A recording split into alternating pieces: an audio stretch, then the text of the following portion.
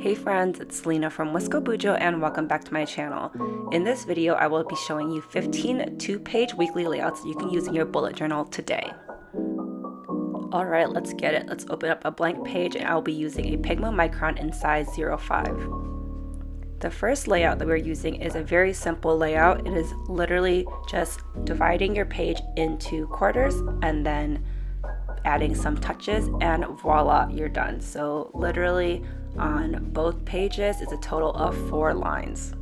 I originally saw this layout style from Lila Journals, so I replicated it and it was just so easy. It's a very low lift layout that you can use.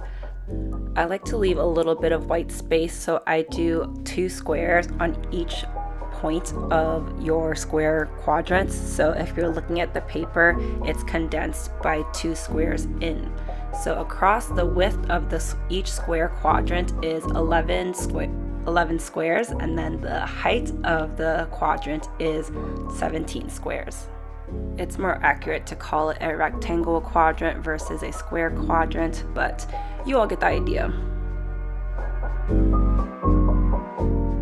For each spread I demonstrate, I will show you some examples that I've done in my own journal. So as you can see here, it is divided up into rectangular quadrants on each side, and there's little designs. So it's a great way to do little doodles. So as you guys can see, like the teapot and the flowers, and I also add some washi tape in. And then here I did painting with watercolor, so it's really great if you have really small doodles for whatever theme you're doing for the month. This layout is a similar concept. It has the whole square or rectangular quadrant divided up, but I only used a small little cross in the center instead of drawing the lines all the way through. Moving on to our second spread. So it is very similar to our very last spread that we did because it is dividing each page into quarters, but instead of using just 2 lines on each page to divide it into quarters, we're going to draw out or sketch out each rectangle in our spread. So you will have a total of 8 rectangles once you're done drawing this out.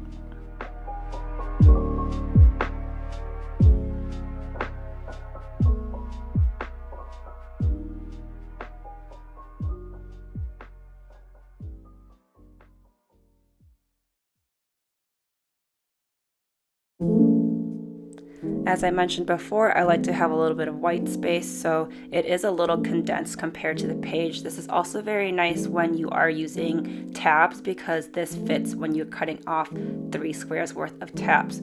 So from the top, it is 4 squares in.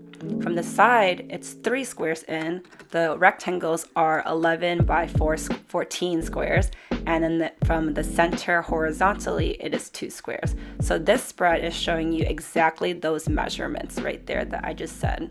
So if you wanted your spread to look like this particular one, it is using that same exact measurements, as well as this one. So this one's a little bit different because the headers have lines separating them. So if you'd like to have colored block lines, this would be a good spread to use. Lately, I've been using less space to write my weekly planner, so that's why I make my spreads a little bit smaller and more condensed.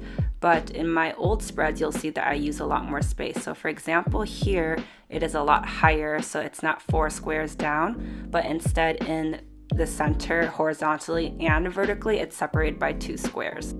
This next spread here is an example where I use the entire page and there is no indents from the top or the sides. And in this case, I put the Roman numerals as the numbers and the header for the day of the week is on the bottom instead of the top.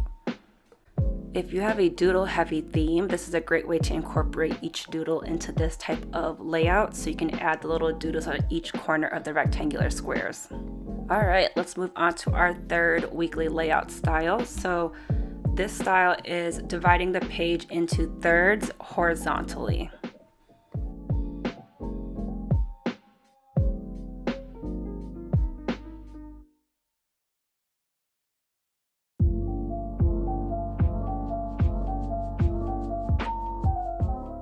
For an A5 size bujo, there are only 38 squares total if you go from top to bottom, so your thirds will be uneven. So 2 of the rectangles are 13 and 1 is 12 squares. If you prefer the widths to be even, you can make them all 12 squares and then in terms of width, and then add 1 square in between to space out each side. When I use this thirds layout in its simplest form, right, you're using the horizontal across. I usually include whatever design I'm doing for the theme in the center of the page. This layout is a variation of that design by using the horizontal thirds, but I condensed it into a smaller area and I used the design to border the page. These next two examples are similar to the first one, where I'm using the horizontal thirds across and including a big design in the center.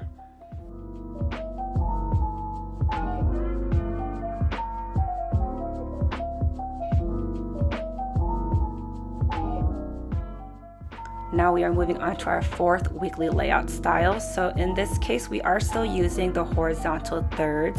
However, we're going to be adding designs to the two sides on the left and right of the paper. As you saw before, we used the center, but now we're using the sides. And that will make a lot more sense once I start showing you the photos in the designs I use for my past bujo spreads. But in this case here, I'm using the scrapbook paper to show how that space is condensed further in, and the side panels are used for some type of design or for extra writing or other purposes for my bullet journal spread that week.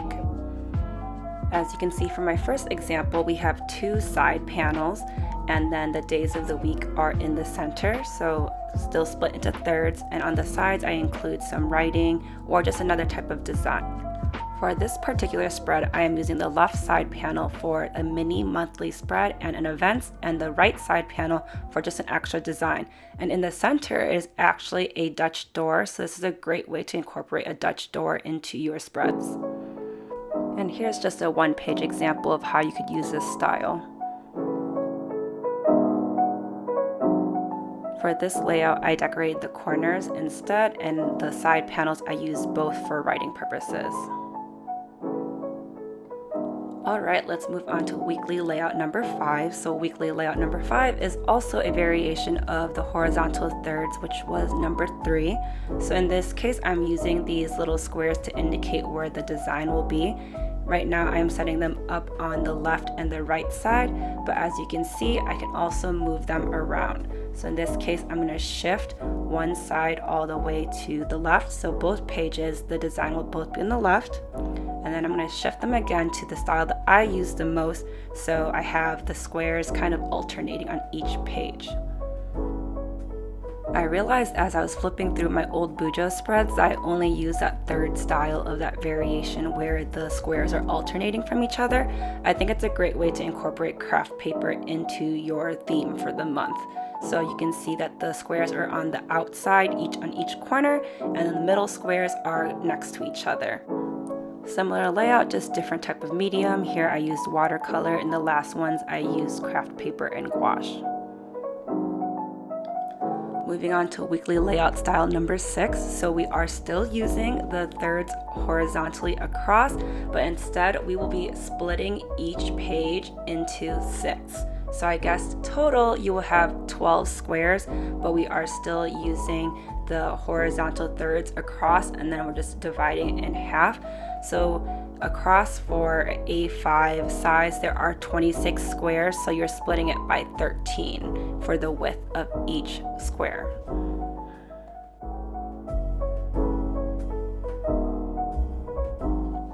As you can see, you now have a total of 12 squares if you count both pages, 6 squares per page, and this is where you can add different elements in each type of square, as we will see in my examples.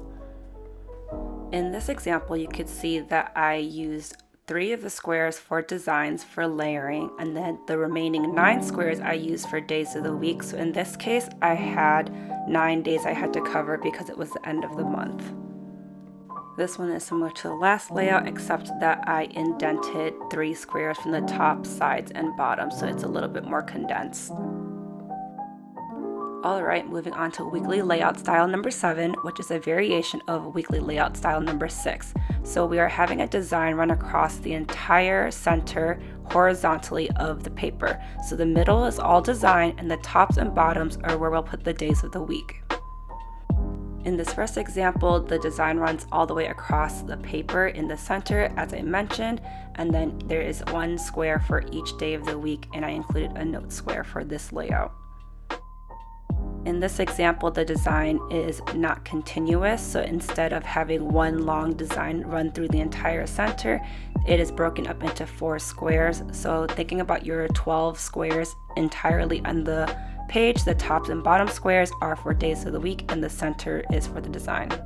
Moving on to weekly layout style number 8. So we are finally moving away from our horizontal thirds of the paper, and instead we will be doing vertical thirds of each side of the paper. So if we only count one sheet of the paper, we are dividing that sheet into vertical thirds. So total, if we're counting both pages, we will have 6 vertical rectangles.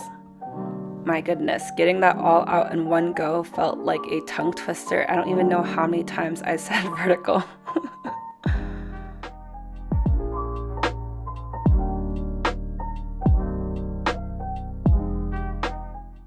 So in this case, I did include the 1 square vertical divider so that each rectangle is even. So each rectangle is 8 squares in width, and you'll have a total of 6 squares that have 8 squares in width.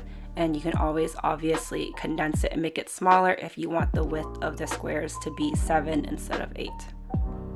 This is the only example that I found stayed pretty true to this original layout style. The rest are all variations, which I will introduce in just a moment.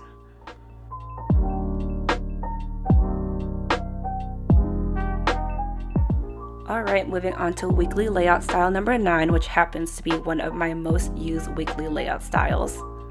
The scrapbook paper indicates where the design will be, and the rectangles is where the writing portion is. So we're going to push the top portion down a little bit to include space for our design. So this is where you'll include a design that is related to your monthly theme. This example is using the measurements of this style, so the 888 with the 1 square divider. These next 2 examples do not use the 1 square dividers, but it still has the design across the very top, but instead there is just 1 line dividing, so each rectangle is uneven. So you can do like a 998 or 989 style in terms of width of the rectangles. For this example, it is a condensed version, so each width of the rectangles are 7 squares across, and then we have some room at the top for layering and some notes, and the bottom is some washi tape. This example here just shows you what it would look like if you have your design on the bottom instead of having it on the very top.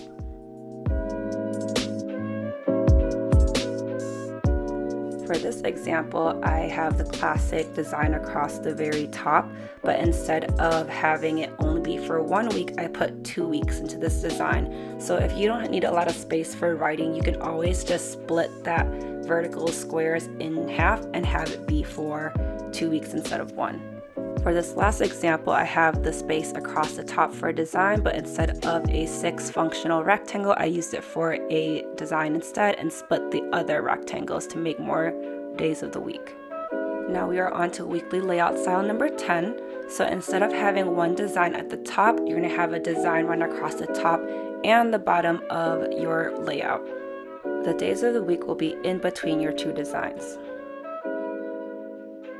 And here is an example showing you exactly just that. So we had the design across the top and the design across the bottom, and then the days of the week in the center. I kind of like how I split like the popsicles in half, so like the top portion of the popsicle is at the top and the bottom portion of the popsicles on the bottom. Here's an example of a variation. So I have the designs at the top and the bottom, but instead of having a functional 6th rectangle, I use it as a space for extra designs. So in this case, I used it for a watercolor design. Alright, on to weekly layout number 11. So we're going to take away the bottom here, and we're going to move that top design more towards the center of the paper. So above where that design is, it's just white negative space. Then there'll be the design, and then a small portion for where you do your writing, and then some more negative space because it's kind of a very simplified design. So here's an example showing you just that. So you can see the popsicles are moved down towards the middle, and there's negative space at both the top and the bottom of your layout.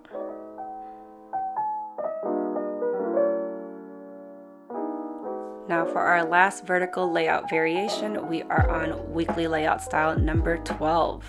So where you see your patterned paper is where you're going to put your design, and you'll see that the rectangles are staggered. So on one side, the top portion is the design and the bottom portion is where the days of the week are. And on the right side, the top portion is the days of the week and the bottom portion is for the design. This is a great layout for layering themes or just for big portions of designs. As you can see in this example, I use those two big portions for some layered elements, and then the days of the week are written in those vertical rectangles. This is also a great layout if you need a lot of space to write. So as you see in that top left portion, I included a design, but the bottom right portion, I used some space for writing. So I have some trackers there, some notes, and some other things I wanted to write to myself. For this layout, I used it for a travel layout because I was going on a trip that week, so I used the extra space on writing things on what to pack and some itinerary items. Alright, so now we are moving on to weekly layout style number 13. So we are moving away from the vertical style layout and going back to the horizontal style layout.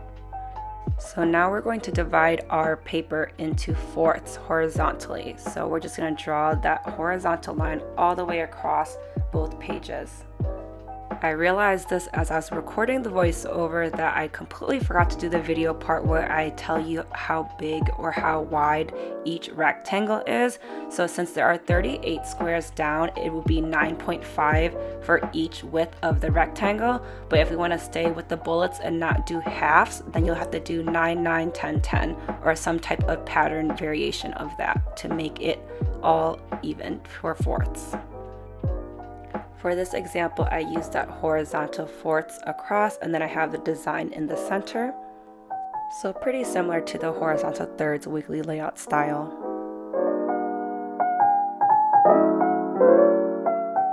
For this spread, I still use the horizontal fourths to guide my layout, but I used a lot of those extra spaces for designs instead of for a functional reason, and it's also split in half through the center of both halves. This one is a super fun variation of the horizontal fourths because as you can see, it's still broken up to 4 horizontally. However, it is broken up into uneven parts for the days of the week, and there are some designs incorporated in there. So I got this layout idea from Cipriana from Sip Scribbles, and I just think it's really awesome because you can include the numbers in the squares and then add some designs in other parts. Here's just a different example of that spread. Moving on to weekly layout style number 14. So we are still using the horizontal fourths, but similar to the horizontal thirds, we have side panels on the left and the right side. The days of the week writing portion is a little bit more condensed, but it's more in the center and the designs are on the sides. Here is our first example. As you can see on the left side panel, we have a little events bar, and on the right side panel is where the design is that fit in with my monthly theme. And then we have the days of the week in the center. Instead of doing 8 total days, I had one of the squares be a little monthly. This example has the designs on the left and side panels, but they're just more broken up instead of continuous. For this spread, you can see the comparison of the left side being the horizontal fourths and the right side is horizontal thirds. This is an example of a one-pager, so it's the horizontal fourths, and then you split that in half through the center and you have 8 parts. This one-pager is a similar concept. Instead, I use 4 days of the week and the other 4 square portions I use for designs. Alright, last but not least, we have weekly layout number 15. So I did not draw this one out because it was a lot of work, but it is definitely a funky, different type of style. It does not fit in with any of the other 14 weekly layouts, so I felt like it had to be its own. But as you can see, we draw a little half circle at the bottom, incorporate the design into the half circle, and then the days of the week branch out from this half circle. Another example where the half moon circle isn't exactly defined, but you can see that it's still in the shape. To make the half moon, I just used a lid of a cookie tin box. But if you have a giant circle stencil, you can use that, or if you want your circle to be smaller, you can just use a CD. This example has the half moon style at the top instead of the bottom, and instead of having the days of the week branch out from the half moon, I split it up vertically, so you can refer back to weekly spread number 8 for that. And there you have it, 15 different weekly layout styles that you can try in your bullet journal today. Which one was your favorite? Let me know in the comments. And if you liked this video and found it helpful, please comment, like, and subscribe. And thank you so much for watching. Bye!